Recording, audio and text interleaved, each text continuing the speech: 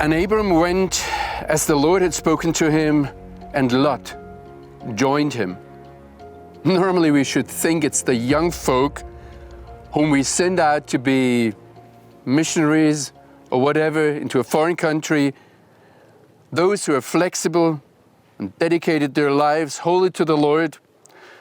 But here it's not the young folks. Abram was 75 years old when he left Haran.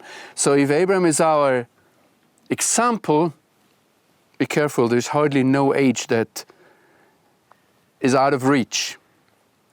Abram took Sarai, his wife, Lot, the son of his brother, and all their possessions they had gained. So Abram and Sarai were not on their own, they were rich and had a lot of possessions.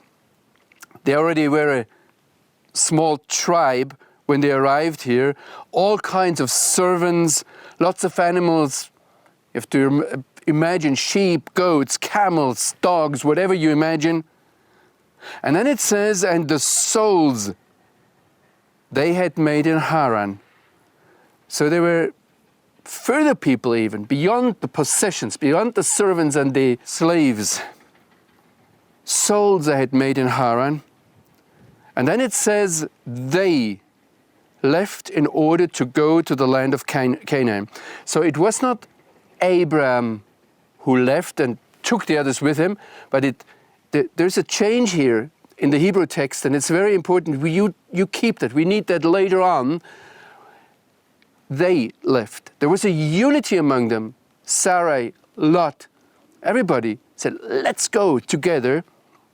And very quickly, and they arrived in the land of Canaan, and Abram passed through the land.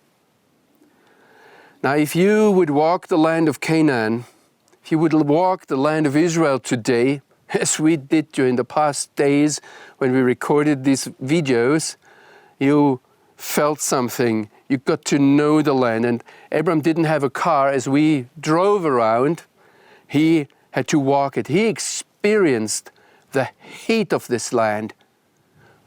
We recorded during these days sometimes in something like 40 degrees Celsius.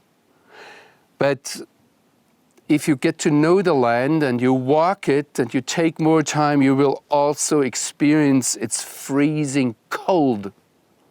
I know people who said, I've never frozen as in Israel. And its sandstorms and its snow.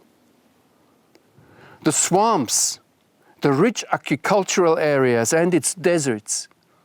Avram walked it and felt it, experienced it. You cannot say it differently. He sweated the land. And I'm sure he met all the animals of the land. At that time, there were still lions and bears and leopards and crocodiles around.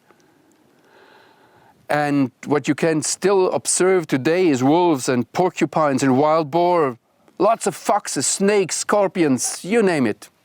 You see it that there are 3 continents meeting each other here, also in terms of animals and plants. And you know what? It's the most amazing thing here is the uncountable numbers of birds. Can you imagine that each spring and each fall, about 500 million birds pass through from their way of Asia, Europe towards Africa, or reverse? So if it says that Abram walked the land, there's a lot of personal effort, even suffering involved if you get to know the thorns and the thistles of this land. But there's also a lot of miracles, a lot of wonder, a lot of amazement involved. And I'd like to just invite you from wherever you are. And if you say there's no possibility, tell the God of Israel, I would like to see that land. I would like to walk it. I would like to get to know it. And if you come here, get out of the climatized travel buses, travel coaches, get into the land, feel the heat, get burned, get dried out. Feel the land as Abram did.